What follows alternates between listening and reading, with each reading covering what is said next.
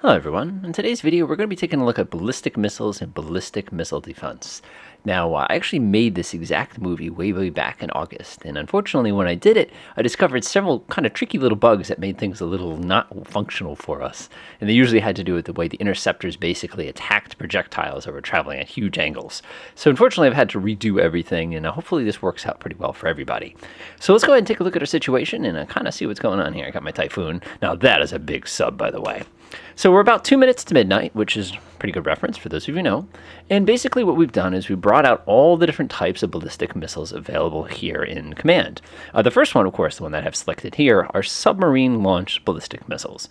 Those are pretty cool because basically as long as there's water that's deep enough, you could be launching out of them. We have much shorter range ones, such as this simple system here. This is an MLRS. This is actually one of the most effective ballistic missile platforms. We have what they call basically a tactical ballistic missile. This one is going to be used for the purposes of attacking things. In this particular case, our range is about 30 nautical miles or so. We have a little bit bigger ballistic missiles. Over here we have the short-range ballistic missiles, such as the Scud. This is a little bit more traditional as far as range goes. Again, you're starting to get a little bit higher with a weapon like this. We go out a little bit further than that. We have a really weird one. Now, why did I grab an Iskander? An Iskander is basically a short-range ballistic missile. However, this one has a unique feature. If I actually open it up real quick, you'll notice its projectiles have defensive ECM built into them to make them more difficult to engage. This is actually a very special case, but we'll take a look at that. Of course, if I go a little bit further range than that, we get what they call medium-range ballistic missiles. A good example of this one is the Shahab. This is the Shahab 3. This particular weapon, as you can see, just by taking a quick look, has got a range of just about 700 nautical miles, which is getting pretty substantial.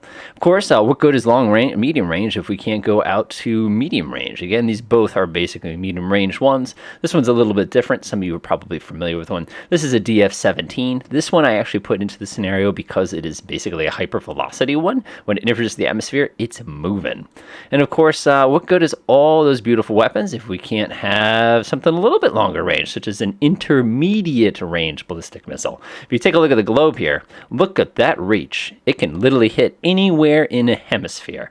Now that's a pretty substantial range here, but it isn't as much range as everybody's favorite, the ICBM. Now this is truly intercontinental. If it is on this planet, it can be struck with this weapon. So what makes ballistic missiles ballistic missiles? Now, of course, I've given you a few examples here. Basically, they travel in a ballistic arc. What will actually happen is after they launch, they're going to burn their engines, they're going to run out of fuel, and they're essentially going to coast the rest of the way. Now, one of the things that makes them so difficult to engage is because they're incredibly high speed and because of their flight path. What do I mean by that? Well, let me go grab MS Paint real quickly here. Let's say I have a ballistic missile. Again, this is going to be very unscientific. And let's say I have a target here. Now, if I fire it and I fire just kind of a normal arc, I get something that's going to look a little bit like this, a pretty standard ballistic trajectory. When this projectile re-enters the atmosphere and actually strikes the target, its speed is going to be dependent on its distance that it had to cover it. Because remember, in order to get to go this far, it had to have gone significantly faster. But also note that the range is going to have an impact on what angle it hits the ground. Now, if I have the same one and I have the same rocket turn, I'm going to end up with a trajectory that looks like this. As a result, the projectile is going to have to be able to be hit, basically coming straight at the target vertically. Now, if I have something that's really far away that does something like this with this ballistic trajectory, you're going to have a very long time to actually aim at it because of the fact that it's going to be spending so much time basically being flat. So the range of these projectiles has a huge impact on when you can actually engage them. And it's also going to have a huge impact on what weapons are going to work best against it. Whenever you have one of these really flat entries, like an ICBM is a very flat entry, relatively speaking, it's going to give us plenty of time to engage it, but we're going to need a missile that can hit something at a deflection. If we have a ballistic missile that's basically going straight down, especially some of the more theater-based ones, you're basically going to aim straight up at the missile and hit it pretty cleanly. It's actually a very easy engagement profile. So all these things are going to impact you. Now, if you are a scenario designer and you want to make people miserable, fire ballistic missiles at their minimum range. Because when you do that, they have less time to react because they're basically going to fall out of the sky, and your engagement window is going to be very short. If you're going to be taking shots like this, let's say the weapon has a maximum altitude altitude of, I don't know, 300 kilometers, you could actually spend most of the time in the engagement range of that weapon. So kind of keep that in the back of your head when you are designing it. Excuse my terrible art here, but it's really important to understand that trajectory because it's going to impact the way we do things. Okay, so now that we've done that, let's go ahead and take a quick look at how they function. So for us, we have a couple different types of ballistic missiles. We have these, like I said, these super short ones with like an MLRS. We've also developed ourselves a really good defensive system. If I actually go to missile defense here, we have a couple ballistic missiles. This is actually called the Cat House. This is the Dunai 30U. This is a massive, massive radar array. If you actually take a look at the statistics on it real quick, I'll go pop that up so you can see it. It has a staggering 1,500 nautical mile maximum range. This thing is designed to pick up basically at the last second. Remember, satellites are usually go-to against ballistic missiles. Coming over here, we have Hen House. This is Nestor. It's the exact same style technology. The only difference is that it's a 1,900 nautical mile range. Over here, of course, we have a couple different systems that I put in here. We have the SA-26, the S-350. This is the Vitas. This is a very, very, very good system because it has the ability to engage multiple projectiles. Coming over here, of course, we have the SC-19. This is a very, very, very slick system. This is a Chinese system that's new that can actually engage missiles in a pretty long range. If you actually take a look at this, scrolling down to real quick, we have, I'm just going to take a look at this one real quick. If I recall correctly, a 645 nautical mile range with this weapon, but its cruise altitude and its maximum target altitude can severely limit your ability to engage things with it. That being said, it's an amazing system. Coming over here, of course, we have Pillbox. This is another radar battery, and we of course have the SH-11, which is a nuclear anti-ballistic missile, and then finally we have the Gazelle, which is also a nuclear anti-ballistic missile. So we have quite a bit to work with as far as to engage things. So let's go ahead and see what happens if we try to use a regular MLRS against this, fairly robust defense here. So let's go ahead and select everybody. I'm going to go select all my targets just like that. I'm going to go ahead and do one of these. And notice I have weapons hold because I don't want them firing nuclear weapons without me, saying go kind of a thing. And we'll do one of those. And we'll go ahead and hit play. So as soon as I do that, of course, they're going to start shooting. I actually want to switch to 3D view today. I usually don't use 3D view too often, but it's really important that you see that trajectory so you know exactly what the projectile is doing when it's traveling like that. See if I can get my hands on one of these. There we go. There you go. Notice it's more or less a vertical trajectory that immediately turns around and then comes screaming back down, trying to hit the target. Again, there's that nice arc, which means, let's go ahead and flip to the other guy's perspective real quickly. They are going to be scrambling to try to get shots up at it, basically vertical shots. So it's actually not a difficult shot to take. Let's go ahead and click on one of those missiles so you can watch it on the way up. And let's unpause. Again, this is real time, so you can get a feel for just how insanely fast these weapons are. Notice, by the time the weapon had finished climbing, that we barely had enough time to arc downwards in order to engage it. Now again, the secret to all ballistic missile defense is basically to saturate, and you can see that with a simple single MLRS battery, we have completely saturated the defense, and now they're all incredibly screwed. So this is the first lesson, is you have to limit the amount of time that they have to react. One slick trick that I've actually seen people use is use basically jammers in order to extend this even further if they need to, I should say farther in this particular case. So again, you can kind of get that trajectory, kind of have a pretty good idea of what that looks like. So we were screwed by the short-range weapon. We just didn't have time, and nor do we have enough defenders that we could actually go ahead and defend ourselves with. So let's switch to a tactical ballistic missile. Now the disadvantage with these is that they travel very, very steep. However, they don't really have huge payloads. So I'm going to go ahead and do the exact same thing as I just did before. Let's go ahead and do one of these. Let's do one each. Boop. Let's go ahead and unpause. And let's watch them kind of travel upwards there. Speed up time a little bit. Takes a little while to aim these things. There we go. Let's go ahead and unpause. Let's switch back to 3D view real quick. Notice, by the way, the interceptors have already been launched because the missiles travel so high. Look at this.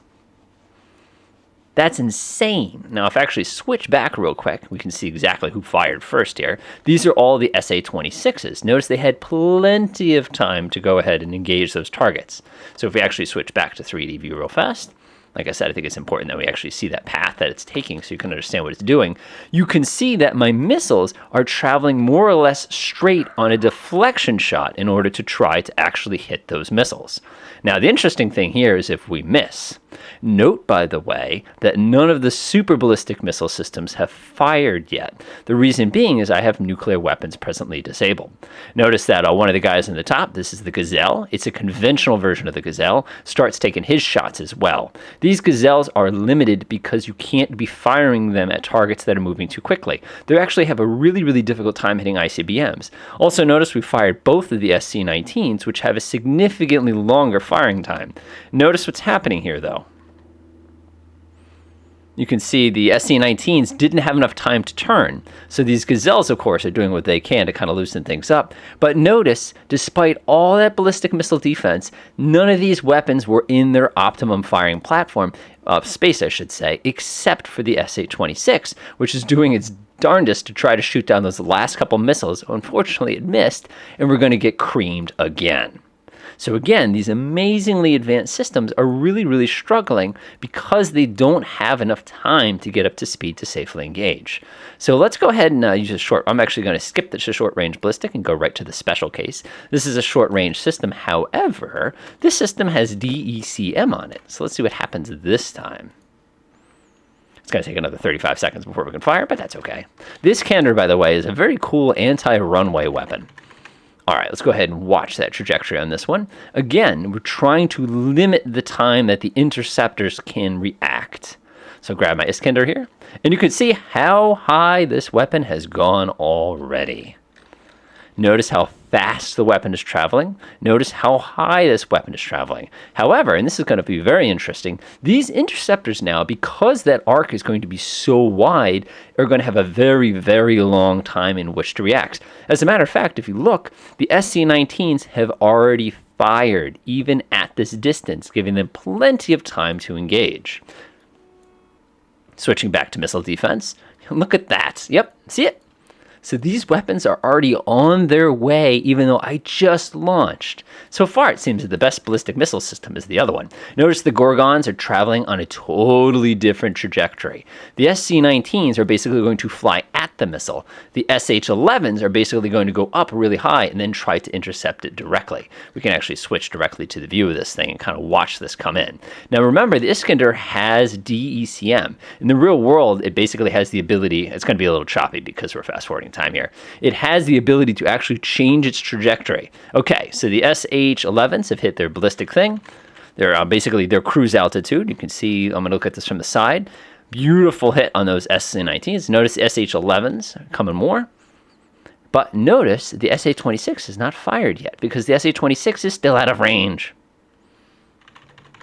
Beautiful, beautiful. Here comes my next SH-11. Now notice what's happening here. My SH-11s got to their cruise altitude, and they start now to arc downwards on their own ballistic trajectory to try to get in front of these missiles in order to hit them. If this were a steeper trajectory, it never would have gotten to that cruise phase. So we're basically sucking the energy out of these weapons because we almost fired them too early. We could, of course, waited when the trajectory started tipping downwards, but if we did that, we would have had less time in which to intercept the actual weapons themselves. So I'll give you a little speed up here. I think you can see exactly where this goes. We missed. So, of course, at this time, everybody else fires.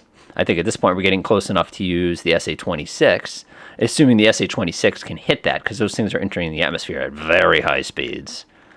Let's go double check the speed real quick. We are moving at, Mach 7.6. I think the SA-26 can't actually fire at that speed because it's too darn fast. So we'll go ahead and take a look at the weapon real quick. Maximum speed, bonk, bonk. See? So you can see we've traded a longer flight time for the ability to block interception by point defense systems because they're coming into the atmosphere too darn fast. We got lucky and were able to shoot them down that time. So let's go ahead and mix things up a little bit. Hopefully you're starting to see the relationship between distance and engagement type. So now let's go ahead and grab our Slbm. This is a submarine-launched ballistic missile, and we're about to erase this part of this continent. I'm using Antarctica today, by the way, because I'm not a big nuclear weapons fan, to be honest. For those of you looking for a really interesting story about nuclear weapons, there's this book called, I think it was Command and Control, came out a few years ago. Very, very, very interesting book, which basically described what happens when it doesn't work right. So anyway, our submarine-launched ballistic missiles are going to fire. Now, these weapons are different than the others. You probably wonder why it looks like they accelerate. It's because they travel basically vertically for the first part of their trajectory. So you can see how high up these particular weapons have to travel in order to basically get going here. This one right here, look at this. It's 166 kilometers. Notice the SAMs have already been launched. So even though we're shooting a longer range, we have more time to engage, and it's going to be easier to engage because all the trajectories are going to be agreeing with each other better. Our SA-26 now is worthless because it'll never, ever, ever engage. Now this brings us to a different type of interceptor called what they call a mid-course interceptor. In the United States, we have a system called the GMD. So what this is, if I'm going to flip over here real quick, these SC-19s have the ability to engage a missile, such as a ballistic missile, before it starts to descend back down through the atmosphere. Now, this is a massive advantage for us because if we can hit it before it breaks apart, because they're MIRVs, which basically means they're going to have multiple missiles that are going to separate from the main, what they call it the bus, and split and then hit us in multiple spots, means that's going to save a lot of trouble on the ground. And it also means that other types of interceptors aren't going to have to work quite as hard. Now, one of the neat things about these mid-course defense weapons is not only do they have a staggering range, but they're actually fairly effective at what they do. So I'm going to go ahead and grab one real quick. Look at how high up this missile is. Now, do you see those little wiggles it's doing? The reason it's doing that is it's trying to get itself on an intercepting heading of the particular weapon. Look at how high up these are. This is amazing. We're 290 kilometers out of the atmosphere right now. We are absolutely totally clean here. And we're trying to hit these. I'll go ahead and click on one of these real fast. This thing is at 306 kilometers. So what we're hoping to do is, again, let me zoom out from the side here, is this is going to continue arcing. It's going to split up into multiple vehicles. If this missile can hit this before it splits up into multiple vehicles, that means it's going to be that much less warheads to worry about on the way down. Keep in mind, these are basically just trying to stop those missiles before they split. Once they've split, we basically can't use these missiles because we don't have enough of them to reliably engage the targets. So go ahead and speed up time a little bit here. All right, these are going to be splitting apart in just a moment. I do kind of want to see that in 3D as well, so you can kind of understand what's going on here. All right, zoom in. Here we go. Here's the intercept. Now, it's just hitting the peak. As long as it doesn't split, don't split. Don't split. Surprise, SC-19s. Boom, got one. Notice the SC-19 can retarget. It's going to miss it geometrically, though. Let's go ahead and take a look at it from the side. There it is. So unfortunately, we're out of SC-19s. So what happens next? So these weapons now are going to get to the peak of their trajectory. Let's go ahead and check one real quick. He's 373 kilometers. Look at how high up that is. He is now going to break apart and start raining little teeny tiny smaller projectiles on our little defensive encampment. The good news, though, is those projectiles, when they hit the atmosphere, start slowing down because they're not being boosted. The bad news is there are going to be so many of them that even though I've got pretty good systems down here, they're probably going to get through. So I'm going to go ahead and speed up time a little bit here so we can kind of skip to the fun part. Notice my next round of interceptors have now entered into their optimum firing positions. Let's go ahead and zoom out for just a moment. Let's grab this guy who just took space. There it is. That's a Gorgon. Again, remember, this was designed to be a Russian anti-ballistic missile system. These are nuclear weapons, which means as long as one gets close enough, it's not going to matter. One thing that I always tell people when they're doing ballistic missile defense is to double check to see what your particular rules of engagement are. You don't want to have multiple weapons targeting the same weapon if you notice that it has a very good percentage chance to hit. So in this case, if you actually look really, really close, you don't have just one missile. These are, oh, do you see it? These are actually little teeny tiny MIRVs that are now breaking from the main missile. Let's go ahead and take a look at things from the side again so you can kind of see it. All right, see I'm doing little squiggles? The squiggles are trying to get just the right position. But notice some of the weapons boosted above the incoming weapons, which now means they can never geometrically hope to try to hit it. See how this one's diving straight down on it? It's never going to happen. These, on the flip side, that are already on their way up, haven't finished boosting, so they're not going to hit it either. And we got one intercept. Notice it's a nuclear explosion when those go off. Hey, nukes stop nukes, right? This one's, look at the geometry in that one. Yep, that guy's not going to get through. One of these are going to clip it. Indeed, they do. There's another nuclear explosion. But notice how many more missiles are still coming. Remember, these are actually multiple groups of projectiles. They're not singles. So you can see very clearly how that's all coming through. Now, this is going to get messy. I'll go ahead and skip to the exciting part at the end. Some of these missiles have the ability to read target. Some of them don't. If you're wondering why that one looks like it's just stopped, it's because it's basically zigzagging in the atmosphere. Uh-oh. It looks like we have a couple leakers. So now if we had any short-range anti-ballistic missile systems, such as the SA-26, it's right about to start launching. Except, as I mentioned before, the SA-26 has a maximum speed limit it can actually engage. In this case, let's go ahead and take a look real fast. Maximum speed, yes, 2,300 knots. These are entering the atmosphere. Remember, there's actually a group of missiles here doing 1,100 knots. So even though I've got that last-ditch defense system, in this particular scenario, I'm still nuked because there's nothing I can do to stop that from getting through because I don't have a system that can intercept it. And that's the end of that target. Womp womp. Okay, so now let's go ahead and take a look at what we can do and what we can kind of learn from our little demonstration here. So I'm going to jump back to Missile Defense Force. And I'm going to go ahead and bring in a couple different systems here. We're going to go ahead and take a look at what a complete missile defense is going to look like. So the first thing I'm going to do is I'm going to get myself something called GMD. That is Ground-Based Missile Defense. This system requires a special radar in order to operate properly. So -X. So if I do ships, X-band, there it is. We need a special radar system to guide these separate from the weapon. So I'm going to go ahead and turn its sensors on real quickly. Next, what I'm going to do is I'm going to bring in Aegis Ashore, which is a very neat system. You can actually get a version of this that's on a ship. Aegis Ashore is what it's called. We'll go ahead and grab this one. It's literally just an SM-3 that's been modified to shoot at very, very, very, very, very long ranges. Next to that, of course, I'm going to go ahead and get myself everybody's favorite, basically last-ditch system, which is called THAAD. This particular system is very, very good at this. We have the brand new one as well if we wanted to get that one. Go ahead and flip on the radar on that one. You want to make sure that when you're using THAAD or any of these that you push the radar in the correct direction. In this case, we're pointing in the correct direction, so I'm not too worried. That's a universal one, so I'm not worried about that too much.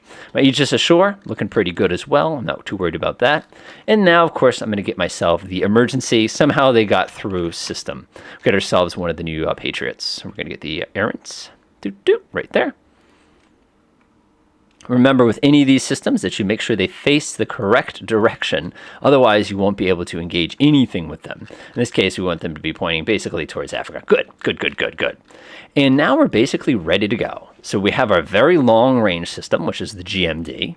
We have the intermediate system, which is Aegis Ashore. We have the almost about to get killed system, the THAAD. And of course, we have our last ditch, I think we're already screwed system, basically going to be your regular Patriot missile battery. So let's see how effective these are against the most scary of all weapons, the intercontinental ballistic missile.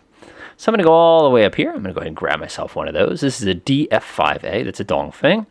Going to go ahead and point that right at our little targeting zone here. It's not going to take much for this, that's for sure. And we're going to launch one. Give ourselves a moment to go ahead and let this thing, look at how long of a range this is.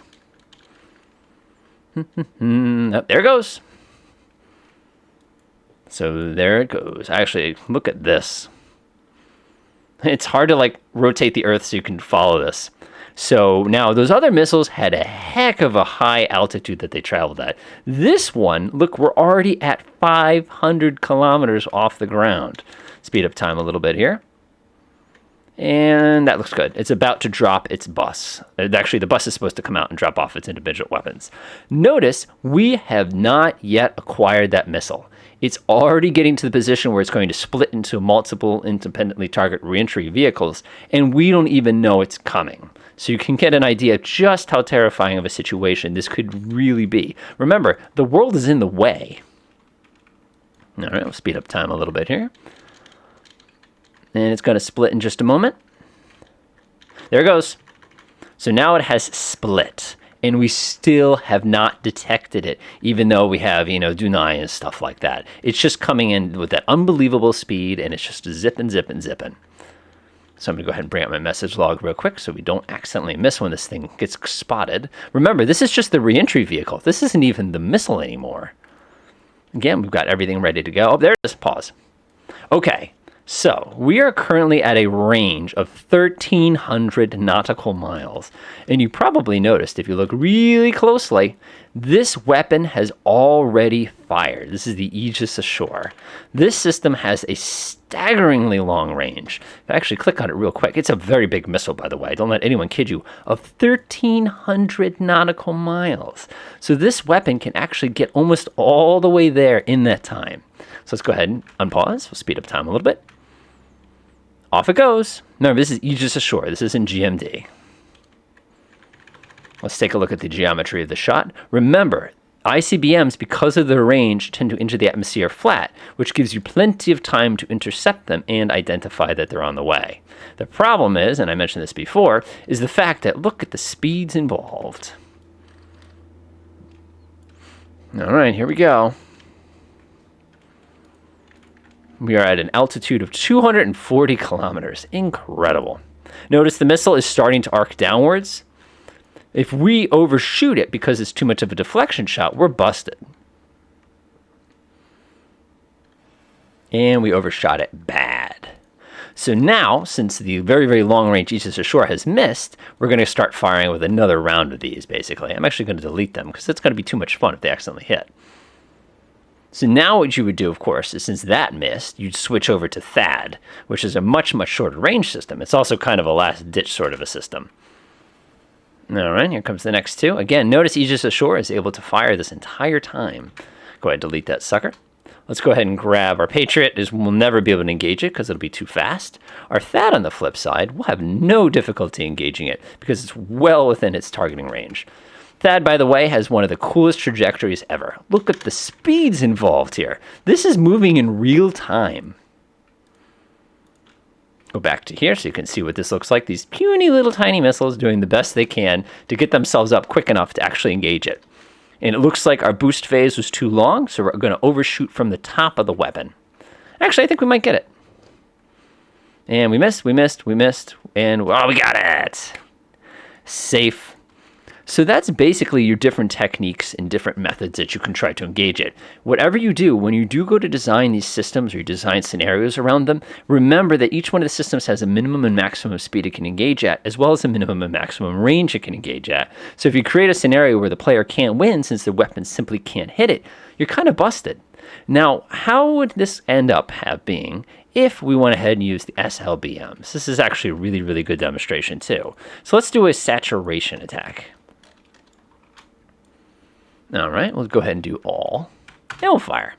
Now, this is a scary situation because not only do you have nuclear weapons involved, but they have a very short cruise time, and there's going to be a lot of MIRVs, making things much more interesting for us. So let's go ahead and switch back to our other side real quick. Okay. Now you'll notice that these are all the Aegis Ashore systems, and they've assigned 2 missiles per incoming weapon here. And notice they are able to engage before the weapon breaks into the different pieces. This is one of the wonderful advantages of this missile. Go ahead and speed time a little bit here.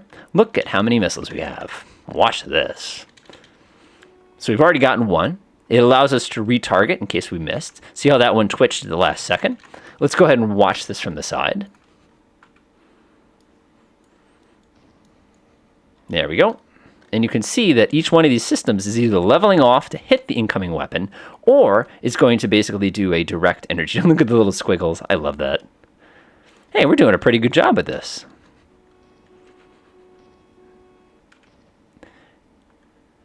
Ha ha ha ha. But the missile always gets through. Usually you run out of ammunition. And now we bring out THAAD.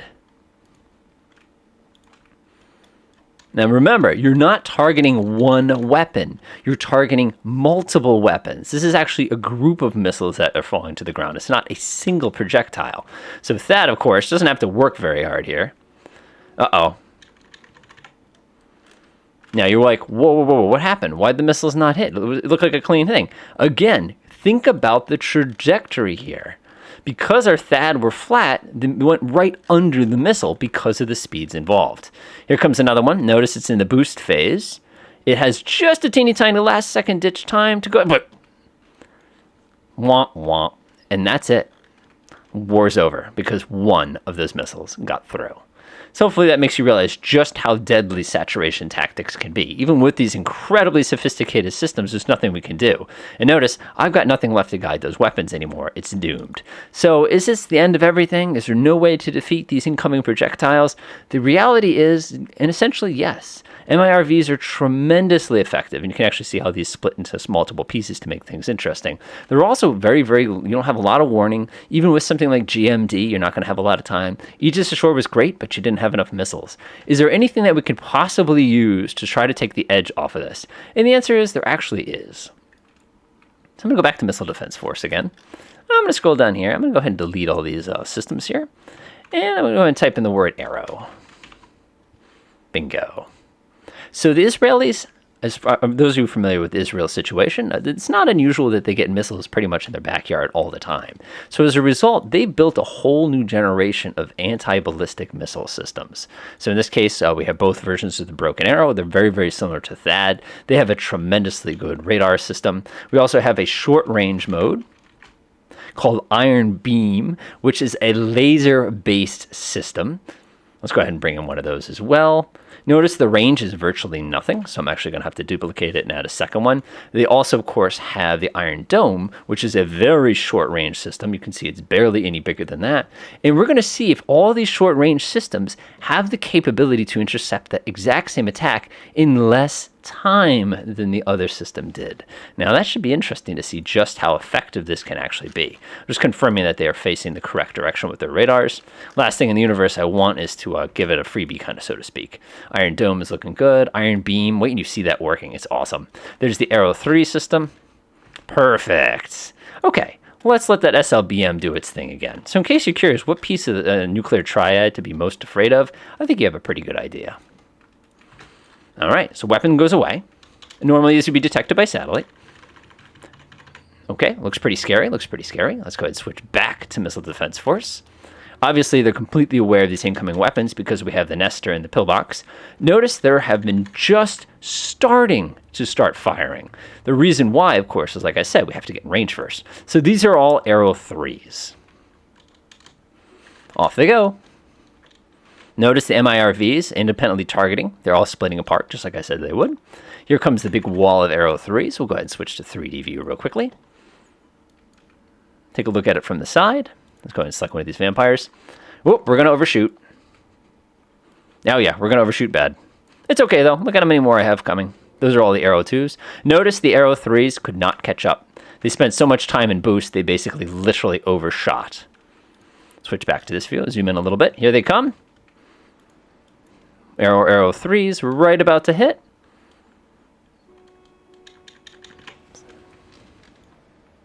And that's game over. So again, just saturating is all you needed to do in order to defeat these systems. No amount of sophisticated lasers, no amount of anything could ever possibly do it. And keep in mind, when you're doing these multiple independently targeted systems, you never just drop the bombs. You also drop decoys in order to make it even more difficult to see. Now imagine if 15 of these submarines were all firing at the same exact time. You could imagine we'd have well over 600 or 700 individual targets in that short of a time, plus the decoys. So again, it's almost like a no-win situation. Okay, so last but not least, what is my general advice for any of this? If you're going to build a ballistic missile scenario, keep in mind the easiest way to make the player lose is just to launch more missiles than they possibly have interceptors. That works really well. From a player perspective, your job is going to be to decide how many weapons to fire at each incoming target. If you're dealing with something like an MIRV, you're basically screwed. 2 is going to be the minimum. If you're firing against a single missile, you could basically dump your entire stack at them. But the other piece, and this is what I said with my little MS Paint drawing earlier, is making sure that when you do fire, you're firing in such a way that you're not overshooting the target as it starts to re-enter. The only way to prevent that is limiting the attack range. Our wonderful Arrow 3s here would have been great against a Katyusha rocket, but they don't work because basically they spent so much of that time climbing to get to the cruise altitude, they overshot the top. You as a player, the only way you could avoid that would basically have been to go in there and tell them not to fire their weapons at maximum range, otherwise you're going to overshoot. If you run into a situation where you're about to get saturated, you should probably go up into your weapon doctrine. Again, I'll pull that up real quick so you can take a look at it. And then you can actually set it so that you're only firing one missile per incoming weapon. As far as an offensive capability goes, if you're looking to really, really crush another country, just launch everything at once. It works very, very well. In which case, your only problem is making sure the weapons get there at the same time. Otherwise, they'll be able to piecemeal them out. One thing you want to keep an eye out for as well, and I'll go ahead and switch over here real quickly, is you want to be very, very careful that if you are designing a situation where you have an MLRS, if you have a few of these, you basically can saturate any defense. So kind of keep that in the back of your mind as well. So again, hopefully that helps. Again, showing a little bit about ballistic missiles, showing a little bit about the interceptors, plus the problems you're going to face. Again, as usual, if you have any questions, toss it down there in the comments. I never endorse these things because I think it's terrible. We still have nuclear weapons. And again, people make fun of me a little bit in the comments, and I get that. It's not pleasant. But at the same time, is understanding how it works, understanding how effective they are, you're going to have a pretty good idea of how to set up a scenario with it. And again, if you're trying to win one of these scenarios, the only way to win is not to play. I know that sounds a little cliche, but it's actually very, very true. And the trick there is there a way you can deny them the targeting information? Is there a way that you can somehow force them to space their shots out? Is there a way that you can give them, try to hit their missiles as they're climbing upwards, which would be optimum, especially if you're dealing with extremely long ranges? And of course, if you can somehow set up your missiles so that they don't fire too soon, you will almost always be able to intercept them before you overshoot that weapon. Other than that, enjoy.